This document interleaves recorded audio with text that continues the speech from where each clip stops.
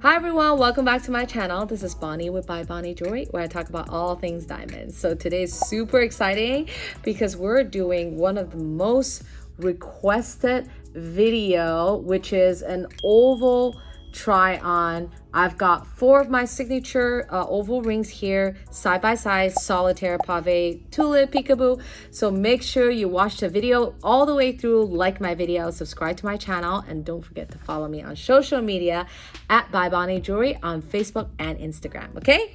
Alrighty, so I know I have done multiple oval in comparison videos before, think like 2 carat versus 3 carat, but I do get a lot of questions like, Bonnie, can I see ratio difference, like length to width ratio? So when I talk about ratio, I'm talking about different ovals come in like more elongated and chubbier ratio. So it really depends. It's a personal preference.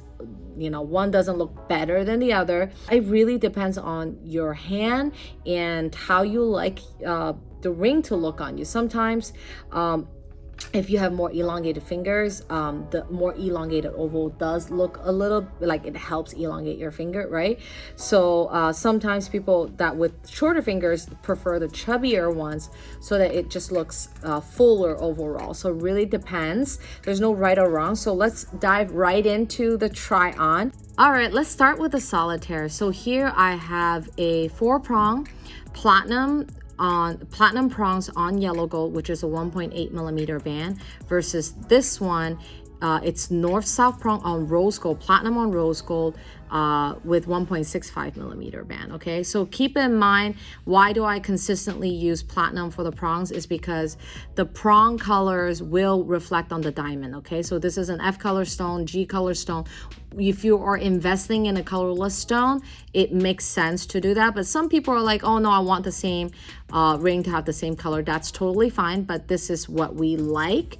Also here we did 4-prong this classic way versus this one we did north-south way. Okay, a little bit different, the prong difference. So for those of you who've reached out to me and be like, hey, what does the normal position look like and north-south position look like, I'm gonna put it on hand. We're also gonna be talking about length to width ratio. Okay, so this ring here ratio is a little bit chubbier, 1.42, and this one is 1.46. okay, anytime that you get to like 148 or up, like, or beyond, is when it starts to get a little bit more elongated. But I feel that anything below 143-ish will still give you that kind of little chubbier. Of course, you can always go below 140, which is like 138, 136, but then it starts looking a little bit more round. So I also wanted to show you the details. 4-prong with no peekaboo, just the leaf, where this one is also 4-prong but north-south with peekaboo. So from the top, they look very similar. And again, this is also, you looking at the band as well. This is a little bit thicker band versus this one that's a little bit more dainty. It's personal preference. And then let's look at the side profile. This is a 2 carat and this is a 2.2 carat here. So without it being north-south, there is no way we can do peekaboo stone. So just keep in mind that that is the case in this design. Our signature tulip north-south with the pave and the peekaboo. So I also have a separate video that you can watch of this exact ring. So here's this, and then we have another ring that we just finished, which is just first of all different millimeter. This is 2 millimeter graduating top, and this is 2.2 millimeter. So this is actually something that I designed separately for a new client, where she wanted the prongs to be straight and she wanted the stone to pop more. Where this is our tulip design with the north side with the peekaboo. As you can see that the profile, the side profile is a little bit different. This is a cathedral and this is regular, I would say, non-cathedral. 2.2 millimeter band and 2 millimeter band graduating up. You can also see the difference in ratio, where this is gonna start to look a little bit more elongated.